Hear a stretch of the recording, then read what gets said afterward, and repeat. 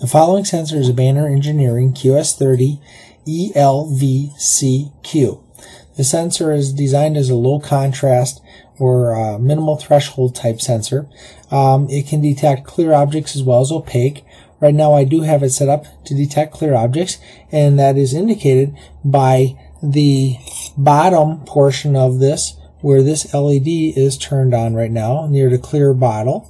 The middle LED is saying that it's light operated. It'll energize its output when it sees light coming back from the reflector.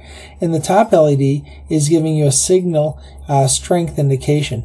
And directly below the LED that is lit now, the top one, is the threshold transition. There's also two other LEDs on top of the sensor. Those two LEDs represent green for power and yellow for the output being energized. Now before I go ahead and train the sensor, I'm going to make sure it's lined up to the reflector. As you can see in the video, it looks like it's pretty good. You do have a tracer beam or visible beam coming back at you there. And you can see there's actually a brighter spot on the yellow paper as I hold it up there. But right now that is lined up right into the center of the reflector. So what I'm going to do is I'm going to teach the sensor simply by holding down the plus button for 2 seconds. And you'll see that the output and the power lights turn off. The two top LEDs toggle back and forth.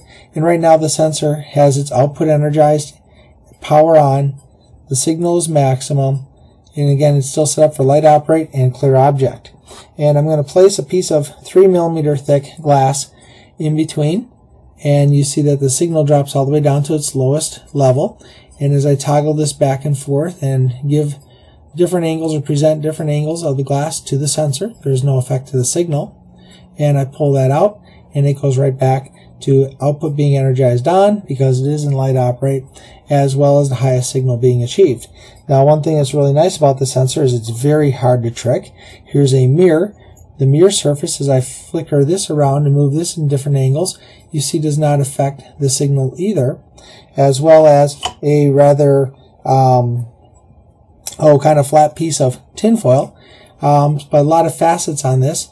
This does not affect it either as well. So what it's really trained on is the amount of energy it gets from the reflector, and that's represented via the LEDs.